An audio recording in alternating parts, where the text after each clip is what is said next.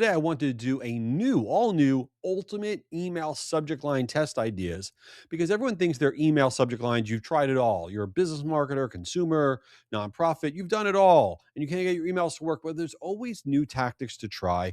And I have a research group called World Data Research, and we execute over 40,000 campaigns annually and over 6 billion emails that we send out. And we're always trying new stuff. So I'm not going to share with you stuff you already know, like urgency or making your subject line a question. That's boring. Everybody knows that stuff. I want to share stuff with you that maybe you haven't tried, and these are not going to all work, but they're easy tests. I don't care how big or small your brand is. This is easy stuff that you can test. And some things that I thought were used to be terrible and that we retested and are actually working really well right now, which is always the case in marketing. You got to always go back and retest. So I'm going to rip through some different test ideas. This is a horrible way to do a podcast because you're out walking or driving. You're like, well, what am I going to do with this? I'm going to have to re-listen to this garbage.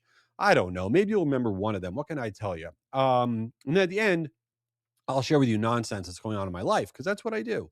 All right. So the first test that really was surprising to us is having your subject line look like a calendar invite. This is crushing it. In our research, it's actually lifting open rates 28%. So what does that look like in your subject line? The subject line would literally say, Thursday, 2:15 p.m. or it would say 11 tomorrow, 11 a.m. And this might be the date that you're releasing a new guide. This might be the date that you're releasing, announcing a new sale going live on the consumer side, or donation things being open, or a webinar event that's going to happen. But literally, all you're putting is tomorrow, 11 a.m. or Thursday, 2:15 p.m. The person opens it up because they think, oh, wait a minute, I'm supposed to be there. And it works really, really well. Now, there's a tactic that I used to hate, but now I'm doing again and it's crushing it.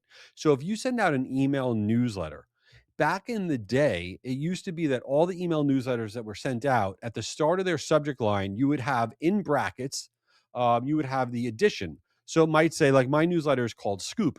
Back in the day, 5 years ago, it might have bracket, the word scoop, and then number 22, and then close bracket. And then you'd have your subject line after that. And that used to be what all the newsletters did. And that became wallpaper and it started doing terrible. And so everybody stopped doing it with their email newsletters. Well, I'm here to report that tactic is now crushing it again. And by the way, you could put brackets in your subject line, exclamation marks, capitalized letters, words, emojis, dollar signs. You're not going to the junk folder or spam folder for any of that. That has nothing to do with the reason you go to the junk folder or spam folder anymore. So when I tell you for your newsletter, like in my newsletter, for example, we switch from the regular just write something crazy subject line to starting the subject line with a bracket. Then we put the name of the newsletter. Then we put the number sign, and then we put the number like 212, and then we close the bracket, and then we put a subject line after that. It is lifting our email open rates on our newsletters over 20%. Ann Hanley does this with her newsletter as well now, and a lot of other folks do it with all their newsletters. So if you haven't tried that with your newsletter, it's a tactic we used to avoid, but it has come back in a big way in the last 6 months. So another one that we've been testing that's working phenomenal is starting your subject lines with a conjunction. So literally starting your subject line with, and then this happened. Or you would say, but here's the problem. And I don't care if you're a business marketer, consumer marketer, nonprofit, if you're in a conservative industry, a regulated industry, something boring, you can start your subject line with, and then this happened. You're creating that different kind of curiosity. And from our research group, we're seeing this lift open rates by about 17%. All right. My other favorite one right now is adding a period after every word. So, for example, you might say something like, this period changes period, everything period. Because when you see that in your mind instantly, even though it's in your subconscious, it creates drama, right? And this weird pacing when you're reading it. That tactic alone is actually lifting open rates by about 24%. So, if you've never tried a period and then you do a space in between each word, then you are leaving one of the coolest tactics out there that you can try. The other super random one that I love that we've been doing forever is that 2 weeks before the next month, you put the next month in the subject line. So, for example, let's say it's June 15th. You would put in the subject line, July is going to be really huge, or July's webinar is going to be amazing, or July sale starts now. When you mention the next month, 2 weeks prior to that month starting, for some reason, people get a little excited about it because they're like, I'm going to be ahead of the game. And that lifts open rates by about 14% from what we're seeing. The last one, before I get into ridiculous nonsense, is double spacing. This one's really visually a little bit about creating a little white space, and people don't even realize it and why they're opening it. And this one lifts open rates by about 10 to 12%. But literally, between each word in your subject line, you put two spaces instead of one. And oddly, it actually works. Again, no one's going to look at your subject line and be like, oh my God, that's amazing. I see two spaces, but it visually catches their eye for a split second. So again, these are all little things that you can try that kind of mix it up a little bit. And that's what you want to do. You always want to mix it up a little bit. So let's get into the ridiculous portion of this podcast called Since You Didn't Ask. So I just talked really fast. Wow, I just talked really fast. And I stopped drinking coffee. So this is me without coffee, but that's not my topic. So I'm curious about something. If everyone else feels this way, the way that I feel, which is I was at this small industry conference in the last week, and it was down here in South Florida where I live. And it was at this hotel, and the hotel had a pool.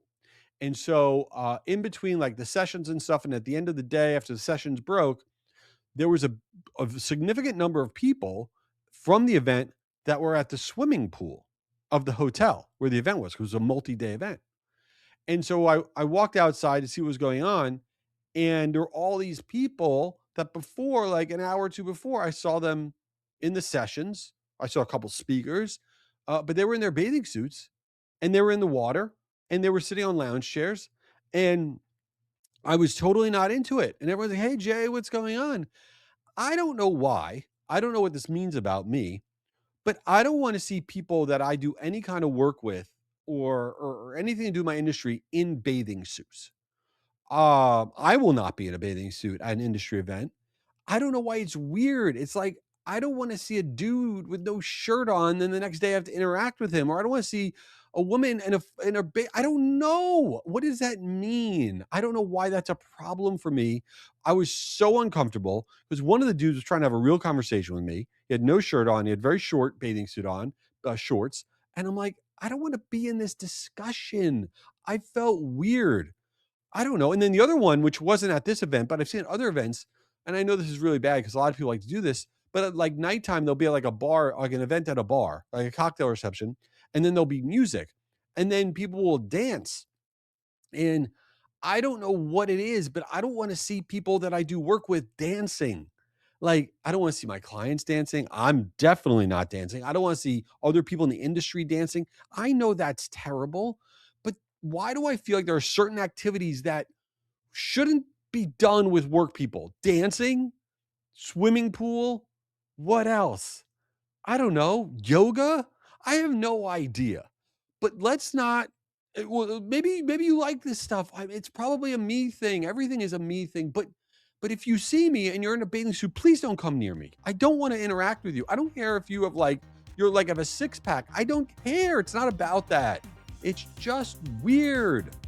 Am I weird? Probably. Anyway, thanks for being here. Leave this thing a review, please. It helps to circulate the show. And what else? I don't know. Don't wear a full outfit if you're going to be by the pool. I don't know. Do something later. Wait, I have two huge things to share with you. First, I have a book coming out. Stupider People Have Done It. It's coming out the first week of June, and all net author proceeds are going to the V Foundation for Cancer Research. This book might be terrible, but who cares? When you buy this thing on Amazon or anywhere else, you are going to be helping to kick cancer's butt. Let's do that together. The second thing is you can go to jschwedelson.com. On the upper right-hand corner, there's a thing that says partner. My agency wants to help you. If you're a business marketer, consumer marketer, doesn't make a difference. I want to help you drive net new sales, registrations, growth, change the design, all the stuff that you are doing. Hit me up there. Also, if you want to do brand collabs, I want to know about your brand. I want to help you amplify that message. Go to jschwedelson.com, click on partner. Let's do stuff together. And the last thing is, leave this show a review if it wasn't the absolute worst podcast you've ever heard, and you're awesome for being here. Later.